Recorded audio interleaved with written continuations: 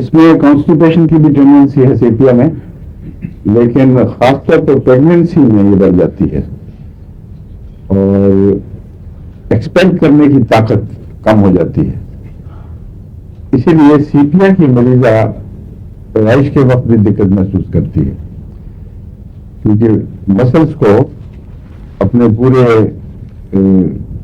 ایک تو تبھی حرکت ہوتی ہے مسلس میں، ایک بال ارادہ حرکت سے ان کو مدد دی جاتی ہے، اس میں یہ کمزوری ہے سیپیا میں.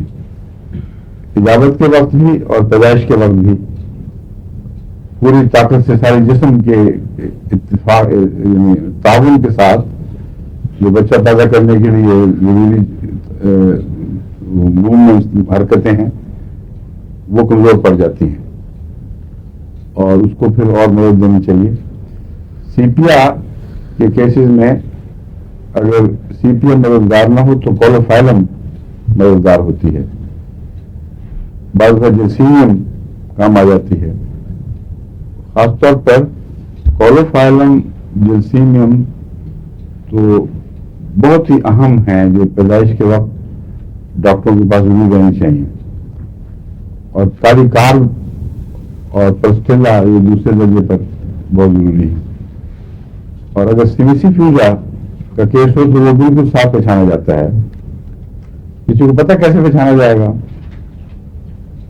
سیمیسی فیوجا کا، جس کو ایکٹیا ریسینوسا بھی کہتے ہیں؟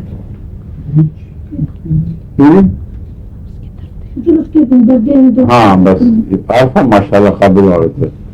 کیوں بھائی امتیاز صاحب آپ کو ہر جگہ ہرا دیتی ہے لیکن لکھنے میں آپ بہتر ہیں ماشاء اللہ. یہ دردیں نیچے یوٹرس میں جاتی ہیں اور پورا اسی سمت میں بچے کو دھکیلنے کی بجائے دائیں بائیں کنویں میں چلی جاتی ہیں اور وہاں اسپیزم بن جاتی ہیں اور جس کا وہ لیٹے وہاں اسپیزم زیادہ ہو جاتا ہے. اتنی نمایاں علامت ہے کہ مس ہو نہیں سکتی. کولوفائلم میں نمایاں علامت یہ ہے کہ منہ کے اوپر تشنج و بند، جلسیمیم میں اعصابی کمزوری اور خشکی اور بالعموم اعصابی طاقت کی کمی نمایاں ہو جاتی ہے.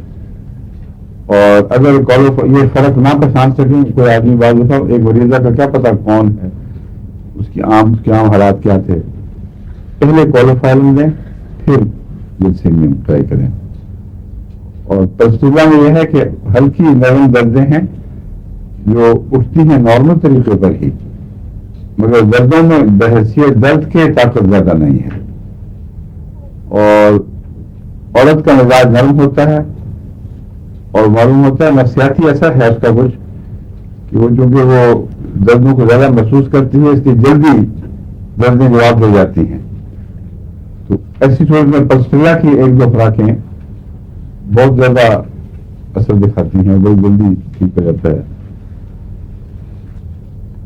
ایک اور بات ہے کہ جو الٹے بچے جن کو دراصل سیدھے ہیں لیکن الٹا اس لیے کراتے ہیں کہ نارملی بچے کا سر نیچے ہونا چاہیے، جو سیدھے ہوں وہ الٹا کیس کراتا ہے، ریچ کیس، یعنی ان کی پیٹھ پہلے آتی ہے اور سر بعد میں. ان میں پرسٹیلا عموماً مفید ہے لیکن 200 میں دیا کرتا ہوں، بعض دفعہ نہیں ہوتی مفید. وہاں کیا دوائی چاہیے یہ ابھی تحقیق ہونے والی ہے. اور سب سے مشکل کیس ہے ٹرانسفرس، جہاں بچے کا سر ایک طرف دائیں طرف ہے تو پیٹھ بائیں طرف ہے، جو الٹ ہے. اس میں بھی ابھی تک مجھے کوئی کامیابی نہیں ہوئی، بلکہ ایسے کیسے یہاں جو رپورٹ ہوئے آخر ان کا آپریشن کروانا پڑا. تو یہ میں پوچھ رہا ہوں دنیا کے ہومیوپیتھ سے، اگر ان کے علم میں واضح یقینی طور پر ایسی کوئی دوا ہو جہاں پرسٹیلا فیل کر جائے تو وہ شروع کر دے کام، یا دائیں بائیں کی طرف کو ٹھیک کرنے والی دوا ہو، تو کیا کون سی دوا ہے، کس پوٹینسی میں دینی چاہیے.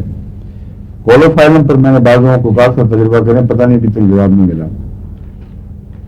ممکن ہے کولوفائلم یا جلسیمیم یا کالی کاب یا لیک ڈیفلوریٹم ان میں ممکن ہے یہ ان میں سے کوئی کامیاب ہو.